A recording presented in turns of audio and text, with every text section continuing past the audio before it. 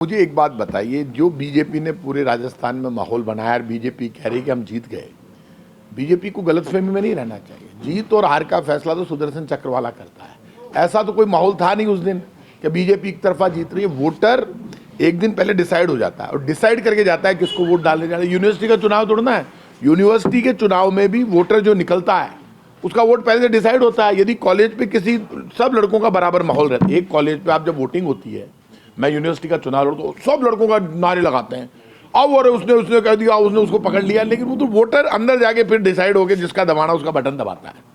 तो वोटर तो pre decided है। राजस्थान सरकार की योजना ओपीएस का मामला है। कर्मचारी और कर्मचारी का परिवार किसको वोट देगा? 7 लाख कर्मचारी है, 35 लाख उसके परिवारों के वोट है। ये ज्यादा खुश होने की बीजेपी को जरूरत नहीं है। हम तो पिछली बार 1.5 लाख वोटों से हमने सरकार बनाई थी और ठाकुर जी ने मेहरबानी कर दी, कर्मचारियों ने खुद ने भी दे दिया। और वो जानते हैं यदि बीजेपी की सरकार बन गई तो ओपीएस चला जाएगा। 12,000 रुपये के बदले में 48,000 रुपये दे रहे हैं ओपीएस लागू करके। हिंदुस्तान का एकमात्र स्टेट है, एकमात्र स्टेट जो 12,000 की जगह 48,000 रुपये पेंशन कर दी। फिर भी यदि कोई किसी का सर खुद का सर फोड़ेगा क्या 12,000 ही लेंगे हम तो भाई साहब, ये 48,000 बीजेपी के खाते में जमा करा दो, तो ओपीएस तो बीजेपी आते ही बंद करेगी। बीजेपी ने घोषणा कर दी, निर्मला सीतारमण ने।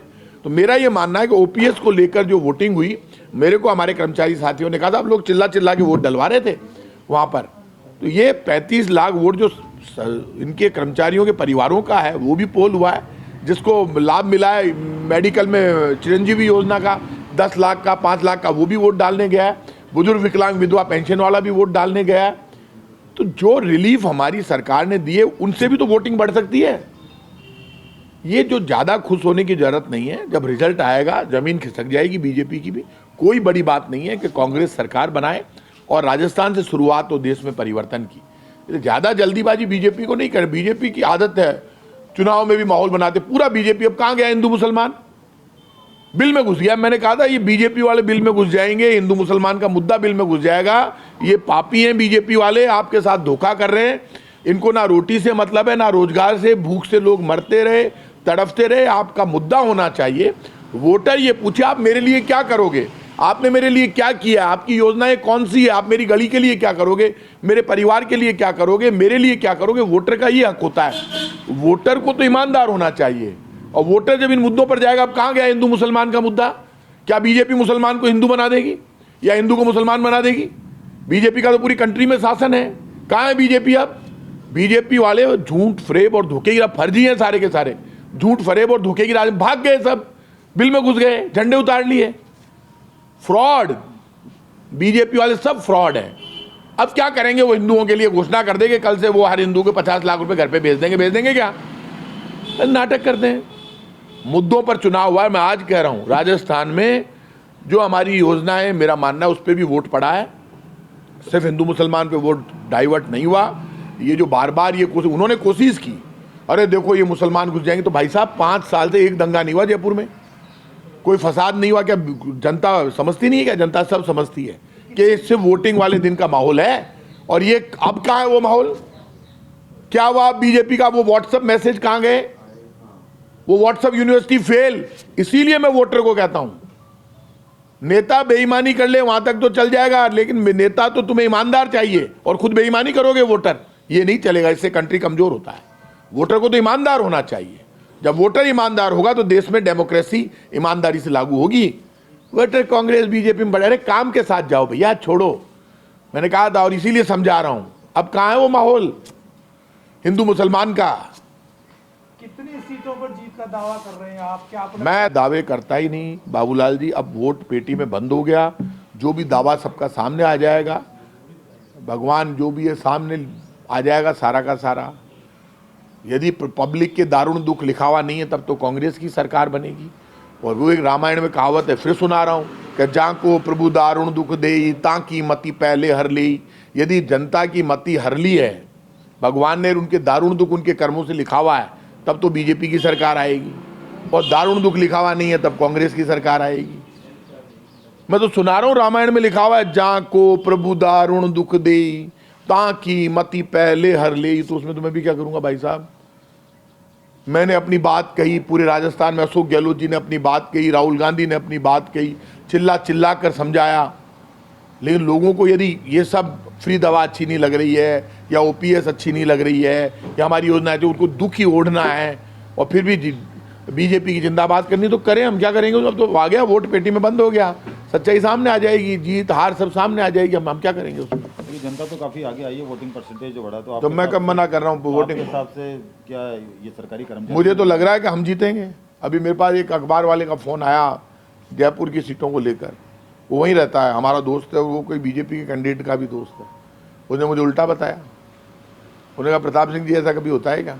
मैं क्यों, उन्हें जो बताया उस हिसाब से तो बीजेपी जयपुर में आ रही है चुनाव। ये कोई बात हुई क्या। अब अपने अपने आकलन है, बीजेपी वाले देखो अफवाह में आकलन में बड़े चालाक हैं। चुनाव के जस्ट बाद अब प्रताप सिंह जी की जीत होगी तो नेक टू नेक फंस गए हैं, सिर्फ 5-7 हज़ार से होगी। क्यों, ज़्यादा से क्यों नहीं होगी, मैंने काम किया, ज़्यादा से होगी तो। अरे अब तो यार नेक टू नेक पे कांटा उलझ गया यार। अरे तो सिर्फ कार्यकर्ताओं के चेहरे से या उससे वोट तोड़ना पड़ता है, कैंडिडेट के काम से, कैंडिडेट के चेहरे से भी वोट पड़ता है। जो मेरे चेहरे पर, मेरे काम पर वोट देगा वो तो तय करके आया होगा, वो तो अपने आप बटन दबाएगा हाथ के निशान का, वो उसको दे देगा कि जिस कैंडिडेट को मैं ही नहीं जानता। तो फिर तो पाप की पराकाष्ठा हो जाएगी, ये मान लेना धरती फट गई, फिर तो भगवान ही मान लिया, डेमोक्रेसी खत्म, कॉलेप्स। वैसे 2 वर्ग ऐसे हैं इस बार, महिलाएं और युवा। व्यवस्था सबसे ज्यादा खराब बीजेपी के राज में होते। हमारे जयपुर में कौन सा दंगा, एक दंगा नहीं हुआ, एक कुछ नहीं हुआ, हिंदू मुसलमान का झगड़ा ही नहीं हुआ हमारे जयपुर में। ये तो पाप कर रहे हैं, तो ये तो हद कर रहे हैं। इसलिए मैं आपको ये कह रहा हूं कि ये जो सारा का सारा काम चल रहा है, उस काम में बीजेपी कितना ही माहौल बना ले, लेकिन आफ्टर ऑल पावर तो वो ठाकुर जी हैं।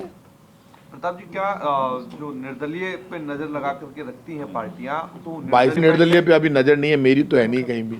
हम तो पहले खुद जीत जाएं, उसके बाद बात करेंगे सर। तैयारी तो कर ली है। तैयारी बाड़ेबंदी की या होटल, या क्योंकि कई लोग कह रहे हैं कि चॉपर्स बुक है, कई कह रहे हैं होटल्स बुक है, तो क्या उस फिगर में अगर आती है दोनों पार्टियां तो निर्दलीय और बाकी पार्टियों पर ऐसा है कि आजकल सोशल मीडिया का जमाना है, फोन पे आधे घंटे में चौपर ऊपर सब बुक हो जाते हैं। जैसे ही यदि हम बढ़त लेंगे और बराबर नेक टू नेक पे कांटा आएगा तो चौपर भी बुक हो जाएंगे, लोग भी बुक हो जाएंगे, होटल भी बुक हो जाएंगे, बातचीत आपके भी हो हिसाब से जाएगी। बाड़ाबंदी होगी? बाड़ाबंदी तो नेक टू नेक फाइट होगी तो होगी। और यदि भिड़ते ही कोई पार्टी ज़्यादा बढ़त लेगी, देखो भिड़ते ही तो जब पेटी खुलेगी, मेरा अंदाज हो सकता है मैं गलत हो जाऊँ, मेरे हाथ में नहीं है, मैं भी इंसान ही हूँ आपकी की तरह। मुझे लगता है भिड़ते ही बैलेट खुलेंगे, और बैलेट खुलते ही 150 सीटों पे भी कांग्रेस प्लस करेगी। देख क्या प्रताप सिंह, अब उससे ओच पोच हो तो उसका मैं कह नहीं, क्यों बैलेट में तो मुझे पक्की उम्मीद है कर्मचारी धोखा नहीं करेंगे। वैसे प्रताप सिंह खचेरिया क्या मुख्यमंत्री के चेहरे की जो दौड़ है उसमें है? अरे काका जी जीतने तो दो, पहले बड़ी बड़ी बातें कर रहे हो यार, पहले मेरा रिजल्ट तो आने दो। मेरे अरे यार रिजल्ट, जब तक मेरे जेब में रिजल्ट नहीं आ जाए ना कि प्रताप सिंह 40,000 से जीत गए, 20,000 से जीत गए, 50,000 से जीत गए, जीतने दो पहले। बड़े बोल कभी नहीं बोलने, पहले जीतने उसके बाद बात करेंगे।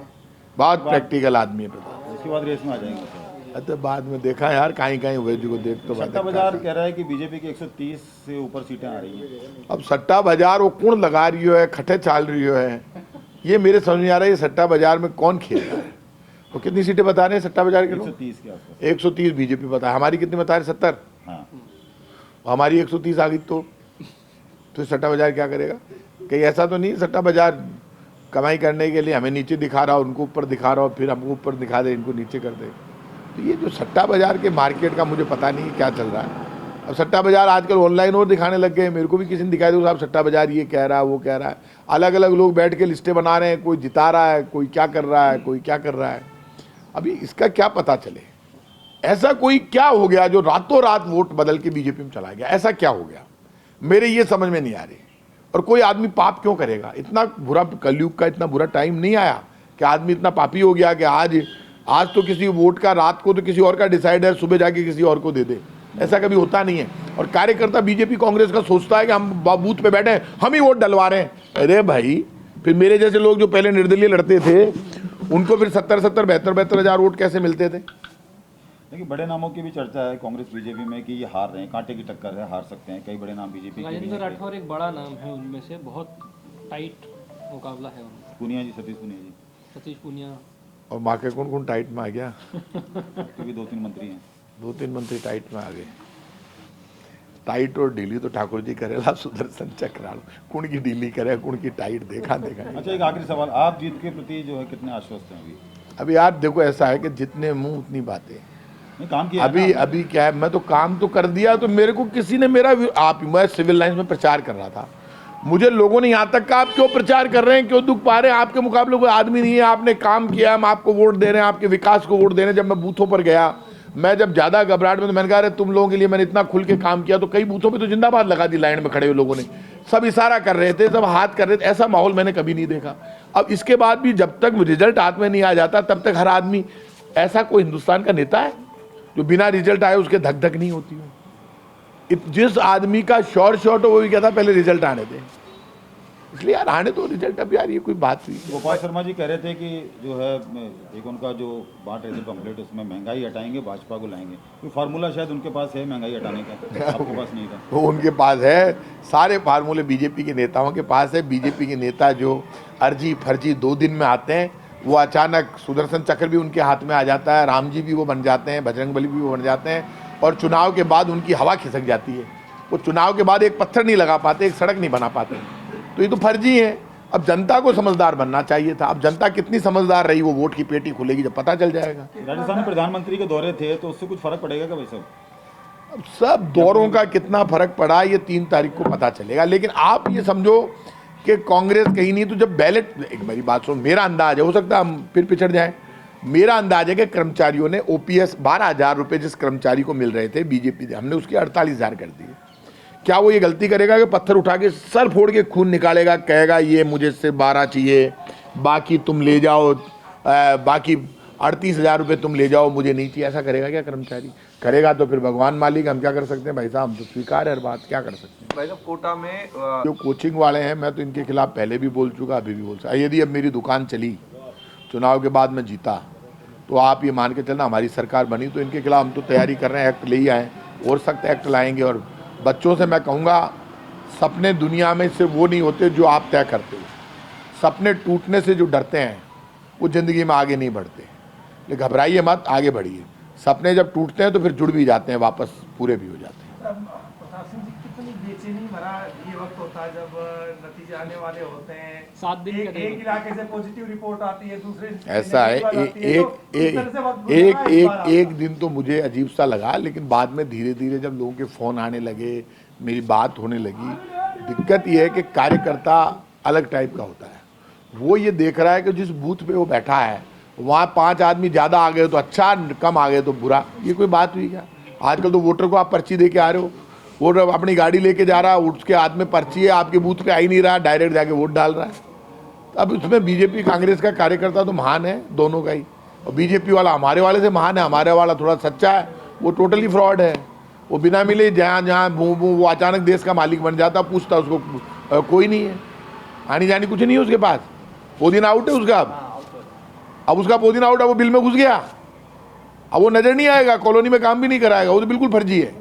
राजस्थान, मध्य प्रदेश और छत्तीसगढ़ के सबसे सटीक एग्जिट पोल्स देखिए 30 नवंबर शाम 4 बजे से TV9 राजस्थान, TV9 मध्य प्रदेश और छत्तीसगढ़ के YouTube चैनल्स पर। बताएंगे आपको कौन जीत रहा है